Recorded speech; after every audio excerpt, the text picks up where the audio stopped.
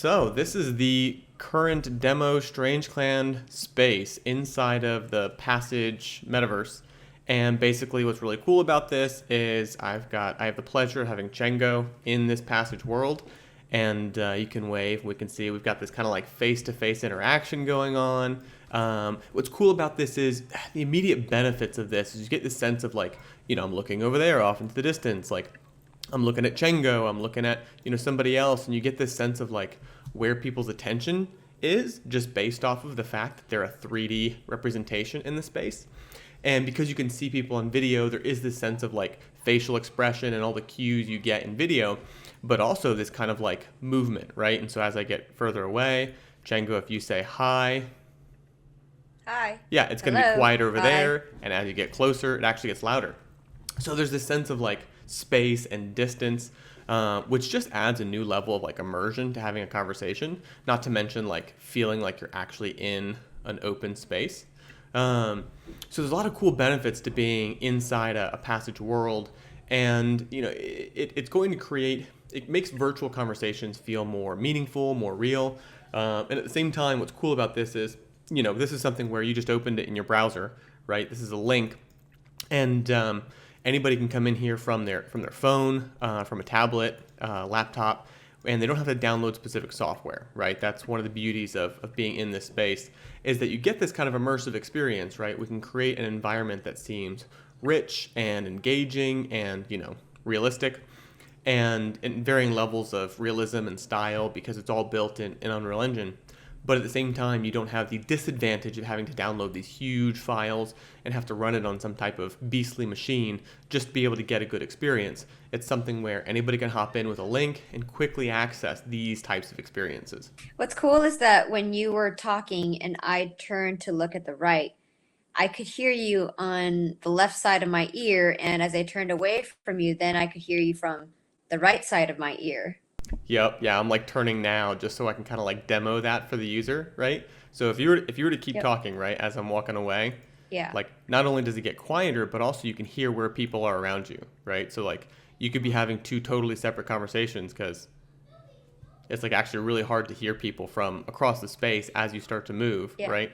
Right. And so I could actually kind of guess where you are spatially based on hearing you either from my left or to my right. Yeah, absolutely. Yeah, and just having Yeah. those little cues and those little like details that you would have in the real world, just make it more like human. Even being able to like turn to somebody who's talking based off of where you hear them, that type of stuff. It's those little human details that we're trying to recreate when we pull people into a space like this, so that it's not this kind of like artificial and rigid Zoom structure where everybody's on the exact same plane, you're all at the exact same audio level, and there is no like who's facing who or where are we in correlation to each other. It's just we're all kind of like lumped into the same block. So You on a absolutely. tour to that dome thing? Okay, so this is okay. I want to look at that So dome.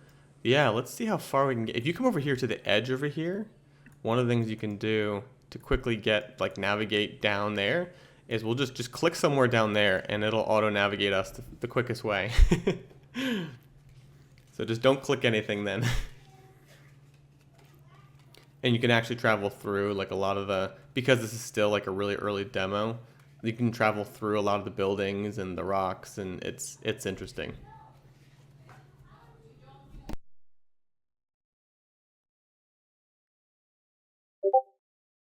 So There you go. why why couldn't I take the most direct path and just jump off that cliff over there? Why did we have to go around? Yeah, so basically the way it works right now, and this is what we're figuring out too, is a balance of touch controls and like keyboard and mouse controls or like gamepad controls.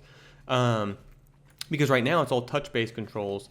So if you navigate somewhere, it doesn't know like it can't tell you the fastest way to navigate is to just jump off. Because there's like certain surfaces that are set as navigable surfaces. Like there's a bunch of technical Mm, stuff, and mostly it's just because this yeah. level is still really early, and we're finding this interesting ground between like even in our office, people often just jump off the balcony to get to the first floor. But if you're using touch controls in some scenarios, it'll try to auto navigate you down the steps, even though it takes longer.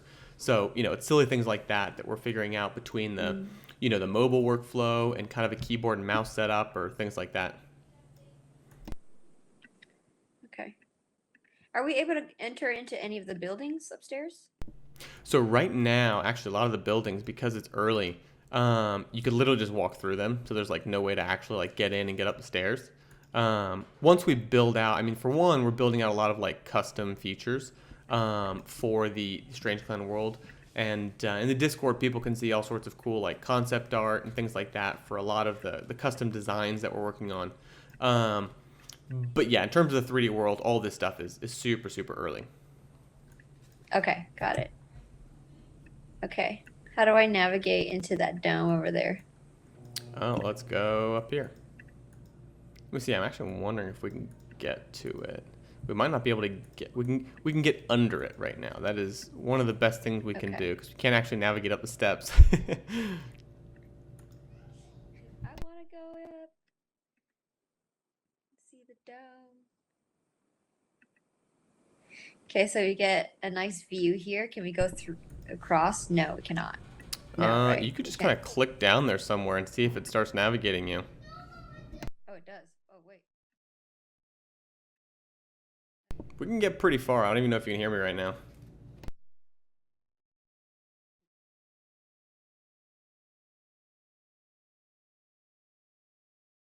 Hey, which direction did you go? Marco? There you Oh, go. Found you. Yeah, you can like legit get far enough away that like you can't actually hear people anymore. So you can get pretty far out here. Like it's a pretty large world. But obviously this yeah. is still just one part of it and this is a huge process. So one of the big next steps too is we've got a whole team that's building out the 3D characters. So that's going to be really fun once you can navigate the world with your NFT character as a 3D asset. So if I have a bored ape or a hash mask or whatever, it Yeah. could get rendered in 3D in here? Well, I mean, absolutely. So we could take any NFT and pull the image in to this space, right? And have it like be up on a wall in your, your space. So if you're Oh, customizing the interior of your space, but in terms of having like actual 3D assets, that's a whole process, right? And that's one of the reasons that we've had a lot of people reach out I and be see. Yeah. like, oh, like could our characters be like characters in the Strange Clan world or in a Passage world?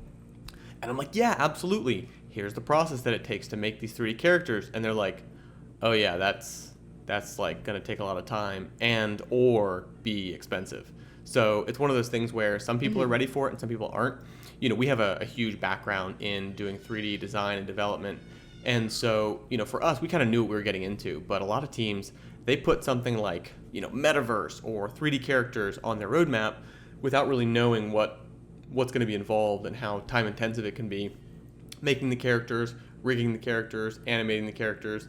There's a lot of steps that go into it, especially if you've got 10,000 characters in your collection. Like, oh, we've got like Mm. hundreds of different, variations on the characters. It's like, that's cool until you start trying to model every single one out in 3D. So it's an interesting process. And like finding that transition from the 2D art to the 3D art, it's cool. We're taking certain creative liberties with the style of the characters because we've been like trying to take it further. Now that they're in 3D, there's a lot more you can do with the characters. Um, so, for us, it's exciting and it's fun, but for a lot of people, trying to get into the metaverse space with 3D assets is just intimidating. Definitely. If the other thing is, the other issue with this is you have to verify that an NFT belongs to a certain person.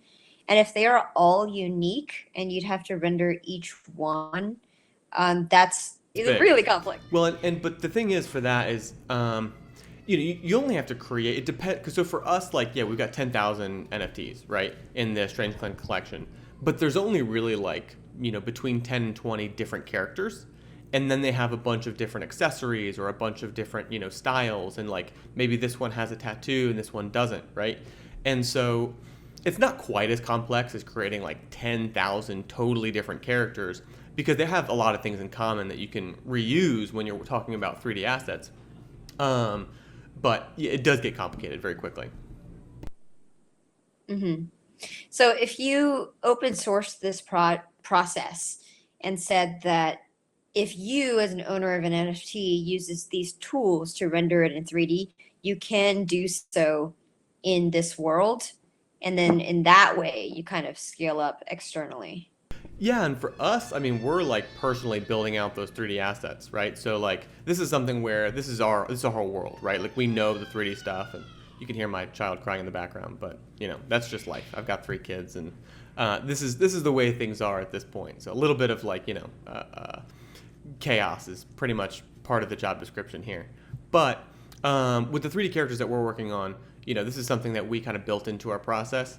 But at the same time, with the Passage Marketplace, we're going to be opening that up to users to be able to upload their own 3D assets, right? So that will be an opportunity for people who either have the ability to make the 3D elements or just want to hire somebody to make it for them. They could upload it to the Passage Marketplace. We'll have, particular format requirements, and then those could be used inside of a Passage experience, right? So we do want to give people the tools and even start to cultivate an ecosystem of like, you want to get your character in 3D, but you don't know how to do the 3D elements, like click here and you can get in touch with a contractor or freelancer who can help with that process. So, what happens if somebody who does not own a certain NFT comes in and renders somebody else's and pretends to be that? Yeah, I mean, that's pretty much the whole like right click save as argument too, right? Like ultimately somebody could like make that NFT. They can just see the picture on OpenSea or wherever, right, on the marketplace and be like, oh, I'm going to make a 3D model of that, right? And I'm going to upload it. Ultimately, it's going to be the same process as we have on OpenSea or Twitter or whatever, where you need some type of verification, right? Like this is the official legitimate collection, right? And, every marketplace is going to have to decide, especially, we're building, I think it's really the first marketplace that is going to be geared toward 3D assets particularly, right? I mean, you can upload an NFT that has a 3D animation on it, but you can't, spin around that model and see the actual 3D character in 3D, right? You're just seeing a pre-rendered 2D animation. So there's going to be a whole, world that develops around what a 3D look like for NFTs and for these metaverse experiences. But yeah, you can have somebody who just like recreates a model, and we need to know like, is this from the legit collection, the verified collection, or is this just a knockoff, right? And every marketplace is going to have to decide again how they deal with people who are creating knockoffs and imitations. So either you just try and inform people and let them know this is a knockoff. There could be some type of curation, but again, that's going to be up to each marketplace to decide what's going to be best for their community, and for the community to decide what they want to support. Right. And yeah, because all of these NFTs are publicly verifiable on the blockchain, there is nothing stopping anybody from pretending to be that and copying it. So you can't Yep. really verify. Well, that said, I mean, you could know what collection it's from, right? You can know, like, you can make certain determinations, like, well, this one was first, and these are the people who are controlling the official Twitter account. Like, there's different ways you could verify, like, this is the legit collection, and then again, verify which collection it's from on the blockchain, right? But in terms of like the 2D or the 3D imagery, yeah, there's no great way to determine which one's the original unless you can connect it to a verified collection or something like that. So yeah, all of this are going to be processes that we're figuring out as more of this stuff develops. But we've seen a lot of these standards develop kind of analogously in the 2D space, so I'm not super worried about it. So are we going to be able to enter into this metaverse through Oculus or some other 3D rendering goggles? Yeah, absolutely. So this basically the way that would work is instead of just streaming it, if somebody wants to use their own hardware instead of like the cloud server to jump into the experience, we'll set it up so they can download a local copy of the experience, right? Download it to their machine. They can hook up their hardware, whether it's Oculus 5, whatever kind of like VR headset they want to use, and they can jump in here just like you and I are now, except they would have the options of doing different kind of like hand controls, and obviously they're going to get a different level of immersion. And so our goal is that people always have access to kind of this base level of immersion when they're joining a Passage experience, where it's extremely accessible and as immersive as possible. but at the same time, giving them opportunities to level up the amount of immersion based off of what experience they might have or what hardware they might have. Is there any gameplay that we can do right now? Like, can we farm or something? Or, like, fight beasts? You know what's really funny? So the most gameplay we have right now that's like accessible in our demos is actually inside our offices. It's not inside the Strange Clan world yet. So for Strange Clan, we started with content, and you can see in the Discord there's a lot of like assets we're building out, items we're building out, and characters that we're working on. And we have teams that are working on the environment as well. But ultimately, a lot of the gameplay. Well, and actually, I say that there are some playable demos for I just tested one yesterday where somebody you could start farming trees, right, doing like wood cutting stuff. So we have some like basic playable content, but it's not connected in here yet, right? And this is stuff that the community is actually going to be able to test. And once we're working on basically being able to verify NFT holders in Discord. And there's actually a project called Starry Bot that is looking to do just that, basically verify IBC NFTs inside Discord, right? So, I mean, they're starting off with CW20 contracts, right? Verifying if you're holding certain tokens, but then they're going to add support for CW721s so that we could verify NFT contracts. And then we're going to start releasing some of these playable demos for the audience so that NFT holders can jump in and test things out. But primarily, we're trying to get the people who actually hold the Strange Clan NFTs jumping in, testing out gameplay and things like that.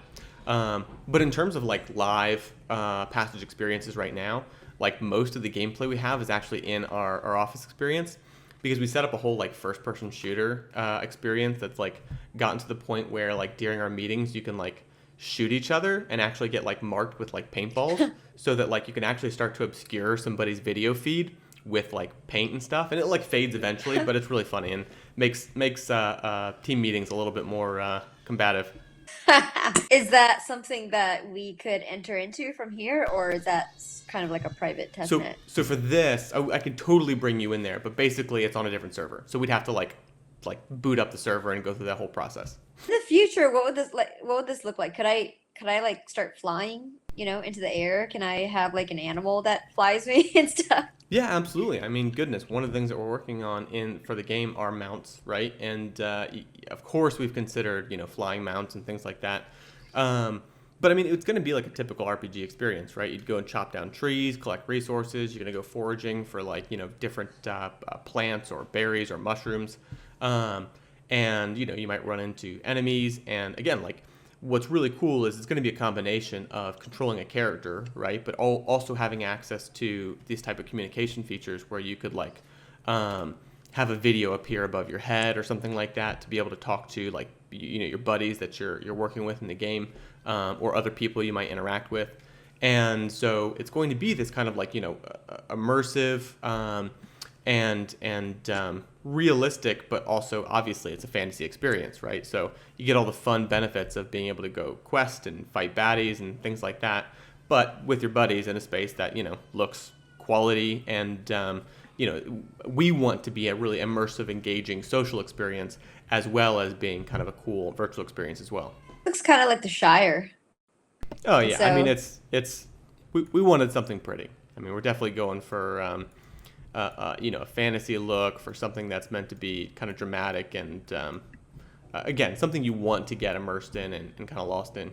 I would love to enter into a Lord of the Rings mod or something, and then go into the mouth of, or the what is it? The mount. Wait, the volcano. What is it? What, the heart of Mordor? What was Oh it? yeah, It's yeah, like a yeah. volcano or something? I totally forget. It might be Mount. It's like a mountain. Is it Mount Mordor or is it Mount Doom? That was so easy. How did I forget that? Mount Doom. You want to enter into Mount Mount Doom. Doom? Yeah. Yeah. Yeah, and I want to meet like my Gollum, and then he's gonna be my guide. Yeah, exactly. Yep. And again, that's the type of thing we want to create. When you give an opportunity to create another level of immersion for people to get lost in, a story world like that, for sure. So this town that we're looking at, is this town 1 or town 2? So Or is this technically, prologue? this was this is technically kind of like modeled after the Town 1 concept, but it's not. This is in many ways, this is just a demo experience, right? It's meant to be. We built this out in the style that we're going for. So a lot of things are going to be consistent in terms of style, the quality of the world, and things like that. But we're building out a totally new architectural style and custom elements for the final game assets. Is there any way for there to be like a space-based server? My whole thing with like my YouTube channel and like the persona where like it's like this girl avatar and she's in front of a giant keyboard and it looks like she's in some futuristic setting, and then I Yeah. had like the laser eyes coming out. So the idea with that was that this persona Chango Unchained is in a international space station sort of fiction, but fictional, and Yep. it's she's somewhere in space and we are somewhere in the Matrix world, whereby like the machines have taken over Earth, therefore the humans have sought refuge in either underground or in space, and I'm one of the podcasters in space who's beaming telemetry back Gotcha. down to Earth to the people of Zion. Like that's Right. there's like Right. that whole lore around that. So Yeah. if Totally. we could create a mod in space Oh, totally. So, I of mean, that. in terms of these passage worlds, I mean, this is all just built in Unreal Engine. It's just a game engine, right? So, like, we can build out all the 3D assets for any kind of space. I talked to Cryptocito about building out a space for, like, Cosmos community members, which would totally be space themed, right? It's got to be, like, bigger than life, out in the galaxy somewhere, some type of space station or who knows what. But all of that, I mean, is super accessible when it comes to building experiences inside of Unreal. I need to send you a link to this dude. I forget what if you look up Xanadu Metaverse on YouTube, so it's like XANADU. And it's this dude who basically is doing like real-time virtual acting in Unreal Engine. So basically, he's controlling an like alien character, like this blue alien dude with like a motion capture suit and some like facial capture with his phone. He's got a really cool setup. And so in real time, he is animating and moving this character in Unreal Engine by just moving around and talking. And so that's a really cool concept. And we'd love to be able to, again, we can do all that same stuff in here because it's all just Unreal Engine, right? Like you're controlling your character by clicking around with your mouse, but there's no reason that somebody else shouldn't be able to control their character with, a motion capture suit or a VR headset or whatever, right? There's lots of different ways people can connect into the same experience. So, yeah, I mean, there's a lot of cool options, but he built out this whole like cool space station virtual space in Unreal Engine. And basically the creative possibilities are totally endless for the types of worlds that we can create. Did you ever watch the Halo Red vs. Blue? I did back in the day. Yep. Yeah. It's like that, right? Yeah. So, someone could use this, use the 3D characters and create whole seasons of entertainment for you off of this. So it's not just a game. It's just absolutely. It's just a way for someone to render a story. Yeah, this is meant to be, it's a platform for all types of virtual interactions, right? Whether that's virtual production, whether that's community interactions, whether it's a combination of community and production where you get a community involved in storytelling. There's so many different things that you can do with this. And our goal is, again, just to continue to kind of open this up so that more people have the opportunity to launch a world like this, right? And we're trying to build tools to make it easier for people to pull in creative content and to operate in this 3D space, because there's a ton of work that it takes just to get kind of like a basic experience live that is also social. Right? There's so many components that we had to create to bring this together. We want to make it easier for other people to build out these virtual experiences. So we're trying to create the tools to make that more accessible. Going back to that Cosmos mod, it would be so cool if, let's say, there were some sort of rite of passage that you had to go through in order to get to that. So it would be like an Easter egg level. Yeah, totally. So you have to be at minimum level 40 before you can find a SpaceX spaceship. And then once you've identified the spaceship, then you could go up to the space station and join the other cosmonauts.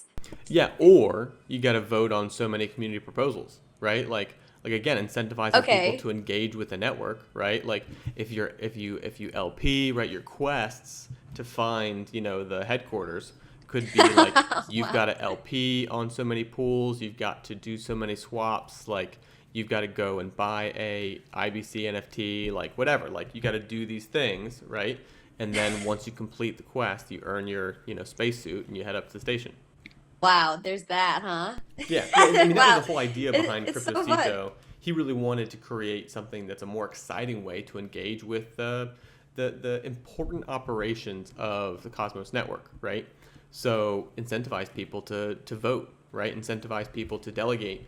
And if you could do that in an immersive way like this, where it feels more like a game, right? It's like, well, I'm delegating, but it feels like I'm collecting resources and bringing them back to my headquarters or whatever, right? Like that's more exciting than Hmm. like going and clicking a button on MintScan or whatever. Um, so yeah, so I mean, any way that we can get people to interact, incentivize people to get involved with the network.